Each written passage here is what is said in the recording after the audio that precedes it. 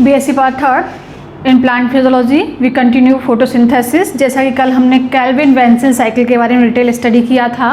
Now we start dicarboxylic acid pathway. जैसा कि मैंने आपको बताया था कि CO2 फिक्सेशन के लिए 3 पाथवे इसमें प्रेजेंट होते हैं। फर्स्ट कैल्विन था, सेकंड हैच-एंड-स्लैक है और थर्ड जो है वो क्रेसुलेशन मेटाबॉलिज्म पाथवे है। तो नाउ जो हैच-एंड-स्लैक पाथवे है इसे डाइकार्बोक्सिलिक एसिड पाथवे भी कहते हैं क्योंकि ये C4 प्लांट से प्रेजेंट होता है। That's why it is called C4 cycle भी इसे कहा जाता है। हैच-एंड-स्लैक पाथवे जो है ओनली एंजियोस्पर्म में प्रेजेंट होता है। अगर हम कह रहे हैं कि hatch-and-slack pathway of CO2 fixation is present only in angiosperm, इसका मीनिंग ये नहीं है कि इसमें C3 साइकिल या कैल्विन बेंसन साइकिल नहीं पाई जाती। Calvin Benson cycle is also present C4 plants. Calvin Benson cycle के साथ साथ इसमें C4 पाथवे या हैच-एंड-स्लैक पाथवे एडिशनल फॉर्म में प्रेजेंट होता है। नाउ एज यू नो, जो कैल्विन साइकिल है जिन प्लांट्स में पाई जाती है उन्हें हम C3 प्लांट्स कहते हैं। इनमें जो फर्स्ट स्टेबल कंपाउंड बनता है आफ्टर द CO2 फिक्सेशन और फोटोसिंथेसिस फॉस्फोग्लिसरिक एसिड होता है जो कि 3 कार्बन कंपाउंड एक मेट है। अगर हम बात करें C4 प्लांट्स की या हैच-एंड-स्लैक पाथवे की तो इसमें बनने वाला फर्स्ट स्टेबल जो कंपाउंड है वो डाइकार्बोक्सिलिक एसिड पाथवे होता है। Which one? Dicarboxylic acid pathway है जो कि एक 4 कार्बन कंपाउंड है 4 कार्बन कंपाउंड से मिलके बना हुआ है। हैच-एंड-स्लैक ने इस बात का जो स्टडी किया था, रिपोर्ट किया था कि first stable compound is a 4 carbon compound, इसे शुगर केन में इन्होंने स्टडी किया था। ऑसमन ने 1967 में बताया कि हैच-एंड-स्लैक पाथवे सिर्फ ऐसा ही नहीं कि शुगर केन या दूसरे मोनोकॉट में ही प्रेजेंट है, ये डाइकॉट प्लांट्स में भी प्रेजेंट होता है। और बाद में जो रिसर्च हुई उसके बिहाफ पर यह कंक्लूजन निकाला गया कि लगभग 435 या मोर देन 435 मोनोकॉट और डाइकॉट प्लांट की ऐसी स्पीसीज हैं जिनमें ये हैच-एंड-स्लैक पाथवे प्रेजेंट होता है। But remind is hatch-and-slack pathway present only in angiosperm, not in gymnosperm and pteridophytes. Okay, not in green algae. Green algae also occur photosynthesis. Now, जो specific feature हैं C4 plants के या specific features of C4 plant के, C4 plant में ऐसा क्या होता है कि उनमें हैच-एंड-स्लैक पाथवे जो एडिशनल फॉर्म में प्रेजेंट है और C3 प्लांट्स में हैच-एंड साइकिल पाथवे प्रेजेंट नहीं है। इट्स मीन इनमें क्रेंच एनाटॉमी पाई जाती है। Specific feature, first specific feature इस क्रेंच एनाटॉमी का पाया जाना, इसका स्पेसिफिक फीचर क्रेंच KRANZ।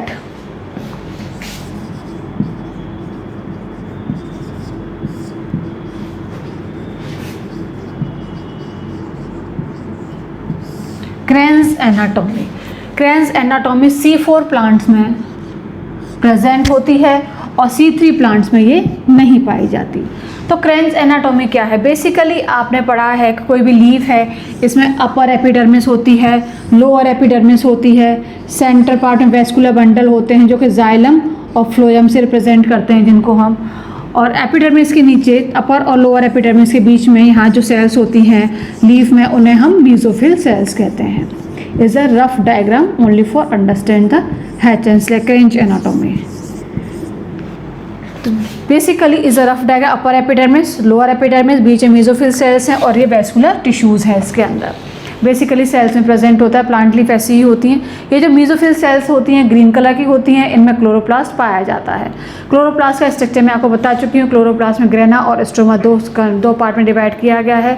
जो ग्रेना है इसका लैमिनेटेड पार्ट है, लैमिना या पटलिकीय युक्त भाग है जिसमें छोटे छोटे पटलिका युक्त या मेम्ब्रेन बाउंडेड स्ट्रक्चर प्रेजेंट होते हैं लाइक दिस, ग्रेना या थाइलेकोइड जिन्हें हम कहते हैं। तो ये एक नॉर्मल पार्ट है जो कि C3 प्लांट में के मेसोफिल सेल्स हैं, सेंटर में वेस्कुलर बंडल्स हैं, अपर एपिडर्मिस है, लोअर एपिडर्मिस है और यहाँ जाइलम फ्लोएम प्रेजेंट है। But in case of Kranz anatomy, और यहाँ आपने ये भी देखा कि ओनली मेसोफिल सेल्स में क्लोरोफिल प्रेजेंट है और क्लोरोफिल जो सब सेल्स में एक जैसा ही है जो कि ग्रेना और स्ट्रोमा से मिलकर बना हुआ है। लेकिन हम ऐसे प्लांट की अगर लीफ की स्टडी करें, ऐसे प्लांट को हम एनाटॉमी की स्टडी करें जो कि C4 प्लांट की कैटेगरी में आता है, तो हम देखते हैं now we can see that's vascular bundle remain surrounded by a layer of cells. जो वैस्कुलर बंडल है कोशिकाओं के एक लेयर से सराउंडेड होता है। This cellular is layer is called bundle sheath. इसे हम क्या कहते हैं? बंडल शीथ कहते हैं।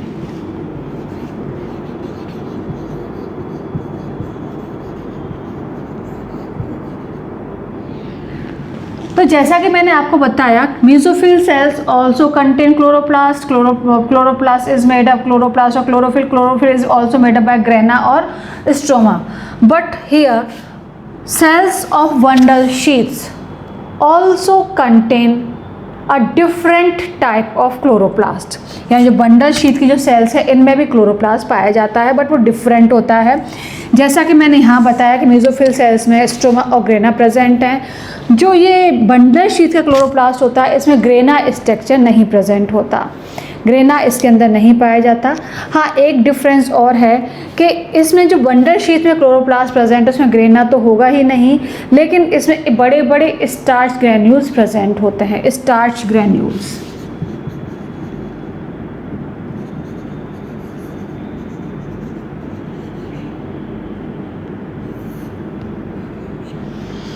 और यहाँ जो क्लोरोप्लास्ट है मेसोफिल सेल्स में,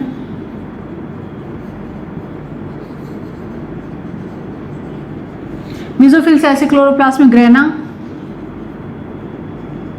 प्लस स्ट्रोमा दोनों प्रेजेंट होंगे, और इसमें ओनली स्ट्रोमा प्रेजेंट है।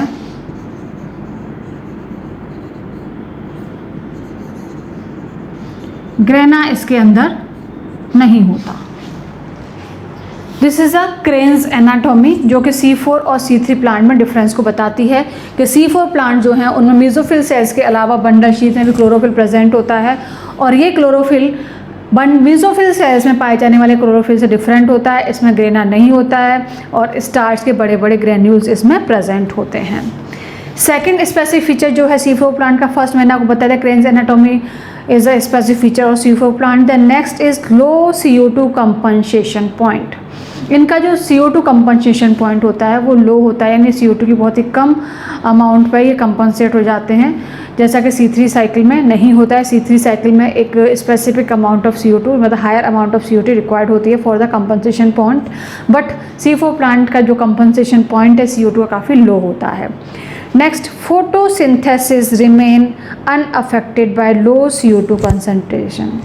अब ऐसा नहीं कि यहाँ CO2 की कंसंट्रेशन कम है तो हैचेंसलैक में जो फोटोसिंथेसिस का प्रोसेस हो रहा है वो इससे अफेक्टेड हो और वहाँ भी रेट ऑफ फोटोसिंथेसिस कम हो जाए, जैसा कि कैल्विन साइकिल में होता है। कैल्विन साइकिल में रेट ऑफ फोटोसिंथेसिस CO2 की कंसंट्रेशन से अफेक्टेड होती है, अगर CO2 कंसंट्रेशन लो हो जाती है तो rate of photosynthesis also become low. But in Hatch and Slack cycle photosynthesis remain unaffected by low CO2 concentration. Okay, next, first stable compound which produced after photosynthesis। C4 plant में ये dicarboxylic acid होता है, जबकि C3 में ये फॉस्फोग्लिसिक acid होता है। तो फर्स्ट स्टेबल कंपाउंड क्या है? 4 कार्बन वाला है। में से 4 कैरेक्टर ऐसे हैं जो कि इसको C4 प्लांट को C3 प्लांट से अलग करते हैं। फर्स्ट है क्रेंज एनाटॉमी का पाया जाना। क्रेंज एनाटॉमी के बाद जो नेक्स्ट इसके अंदर आएगा वो है CO2 कंपनसेशन का लो होना। थर्ड है कि CO2 कंपनसेशन लो है लेकिन फोटोसिंथेसिस को अनअफेक्टेड कर रही है, फोटोसिंथेसिस को किसी तरह से कोई प्रभावित नहीं हो रहा। और लास्ट मोस्ट इंपॉर्टेंट कि इसमें जो फर्स्ट स्टेबल कंपाउंड बनता है वो कौन सा है? First stable compound is at 4 carbon compound है जो कि कौन सा है?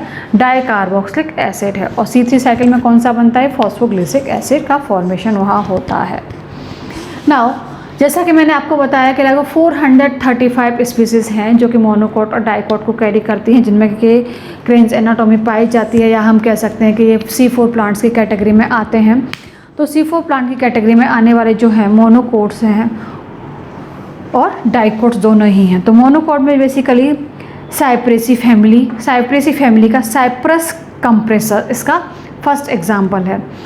सेकंड, अगर हम डाइकोट की बात करें तो डाइकोट में जो C4 प्लांट्स हैं, इसके अलावा हम पोएसी मोनोकोट में आती है, जैसा कि मैंने यहाँ पे बताया आपको शुगर केन है, शुगर केन भी पोएसी का मोनोकोट का मेंबर है।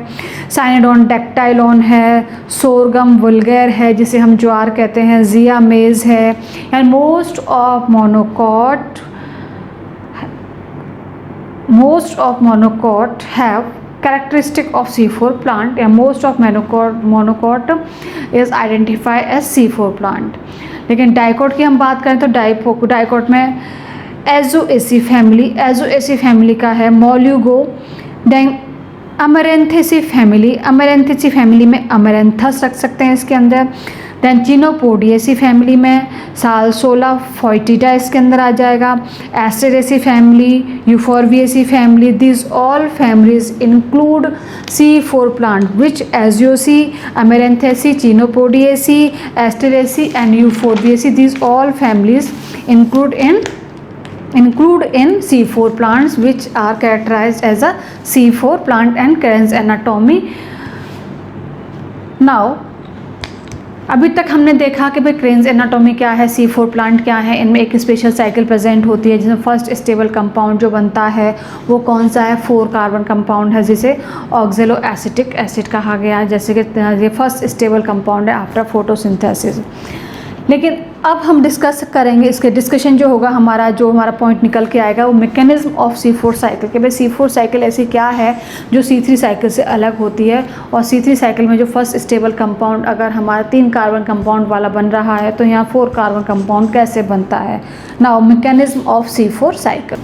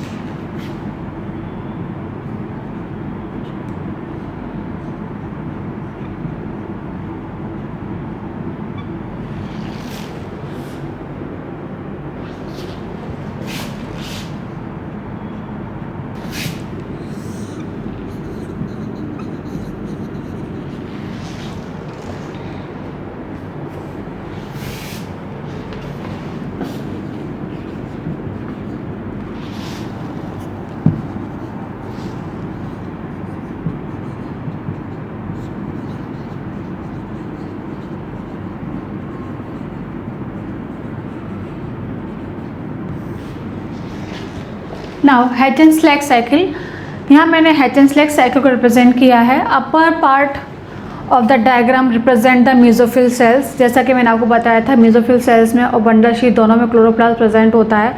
दैट्स नाउ अब mesophyll cells, upper part represent mesophyll cells और lower part represent bundle sheath cells. Okay,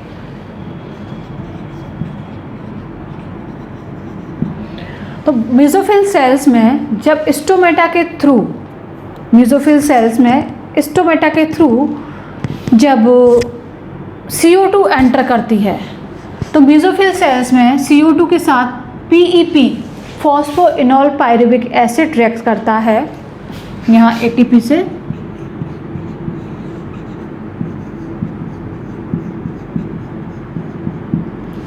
phosphoenol pyruvic acid PEP।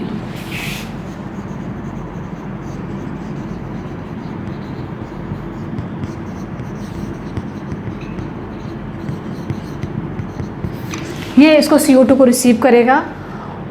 जैसे ही PEP CO2 को रिसीव करता है, मेसोफिल सेल्स में present PEP carboxylase enzyme means phosphoenol pyruvate carboxylase enzyme है, वो इसे react करता है और इसे ऑक्जेलो एसिटिक एसिड में कन्वर्ट कर देता है, ऑक्जेलो एसिटिक एसिड में इसको कन्वर्ट कर देता है। मीन्स जैसे ही CO2 आएगी क्या बना है इसके अंदर, ऑक्जेलो एसिटिक एसिड बना, ऑक्जेलो एसिटिक एसिड जो है NADPH2 के प्रेजेंस में मैलेट में कन्वर्ट हो जाता है। ये सारा प्रोसेस CO2 आई, ऑक्जेलो एसिटिक एसिड का फॉर्मेशन हुआ, then oxaloacetic acid convert into malate occur in mesophyll cells. कहाँ हो रहा है सारा के सारा प्रोसेस? ये मेसोफिल सेल्स के अंदर हो रहा है। बट जैसे ही मैलेट बनता है तो मैलेट जो बना है ये मेसोफिल सेल से निकल के कहाँ आ जाएगा? मेसोफिल सेल से निकल के कहाँ? बंडल शीट्स में आ जाएगा। और बंडल शीट मैंने अभी डायग्राम में बताया था आपको कि bundle sheath also carry chlorophyll, उनमें क्लोरोफिल प्रेजेंट होता है, but the chlorophyll is a less of grana. इसमें ग्रेना नहीं होते या डिवॉइड ऑफ ग्रेना, ग्रेना बिल्कुल ही नहीं होते इसके अंदर, but big starch granules are present in the mesobundle sheath chlorophyll. तो ये मैलेट कहाँ एंटर कर गया? बंडल शीट के अंदर एंटर कर गया। बंडल शीट में मैलेट एंटर करता है तो यहाँ NADP की प्रेजेंस में ये पायरूवेट में कन्वर्ट हो जाएगा और CO2 का फॉर्मेशन होगा। अब जो CO2 बनी है ये कहाँ एंटर होगी? C3 साइकिल में एंटर होगी, जिससे कि वही 3 कार्बन कंपाउंड शुगर का फॉर्मेशन होगा। तो इस डायग्राम से आप क्लियरली समझ सकते हैं कि हैच एंड स्लेज साइकिल क्या है। मेसोफिल सेल्स और बंडल शीट सेल्स दोनों के क्लोरोफिल को यूज़ होता है इसमें। और फर्स्ट बनने वाला स्टेबल कंपाउंड क्या? मैलेट है। मैलेट से बाद में पायरूवेट में कन्वर्ट हुआ और जो बाद में CO2 निकली वो C3 के अंदर एंटर हुई। This is a Hatch and Slack pathway. Mesophyll cells contain normal type of chlorophyll और bundle sheath contain different type of chlorophyll which have only stroma and big starch granule। जैसा कि मैं आपको कह रही हूँ कि बंडल शीट में जो क्लोरोफिल प्रेजेंट है उसमें ग्रेना प्रेजेंट नहीं है। इट्स मीन इसमें PS सेकेंड नहीं होगा। बंडल शीट में जो क्लोरोफिल प्रेजेंट होगा उसमें फोटो सिस्टम सेकेंड या फोटो फॉस्फोराइलेशन सेकेंड जो है वो यहाँ नहीं होगा, क्योंकि यहाँ ग्रेना है ही नहीं। और जो बड़े बड़े स्टार्च ग्रैन्यूल्स प्रेजेंट होते हैं ये सेंट्रीपिटल फॉर्म में अरेंज होते हैं। Starch granules arrange in a centripetal या परिधि। सेंट्रीपिटल मीन्स चक्राकार, सेंट्रीपिटल सेंटर से पेरिफेरी टू सेंटर की तरफ अरेंज होते हैं, सेंट्रीपिटल फॉर्म में अरेंज होते हैं। Next is a most important thing is that C4 plants have a higher requirement of ATP for CA2 assimilation। जो C4 प्लांट्स में उनमें CO2 के एसिमिलेशन के लिए या कार्बन डाइऑक्साइड के स्वांगीकरण के लिए हायर अमाउंट ऑफ ATP यानी ऊर्जा की अधिक आवश्यकता होती है। If 1 mole of CO2 required, अगर हम 1 मोल ऑफ CO2 का एसिमिलेशन हो रहा है हैच एंड स्लैग साइकिल के थ्रू, तो इसमें 5 ATP और 2 NADPH2 रिक्वायर्ड होंगे। 5 ATP एंड 2 NADPH2 रिक्वायर होंगे। बट यही CO2 का एसिमिलेशन अगर C3 साइकिल या कैल्विन वेंसल साइकिल के थ्रू होता है तो एनर्जी की रिक्वायरमेंट थोड़ी डाउन हो जाती है, कम हो जाती है। C3 साइकिल से CO2 के एक मॉलिक्यूल के एसिमिलेशन के लिए जो रिक्वायर्ड एनर्जी है वो है 2 ATP और 3 ATP और 1 NADPH2। C4 में क्या है? 5 ATP plus 2 NADPH2 required energy. C3 में क्या है? 5 C4 के अंदर 5 ATP और 2 NADPH2 रिक्वायर्ड है, लेकिन C3 के अंदर जो है 3 ATP और 1 NADPH2 रिक्वायर्ड है।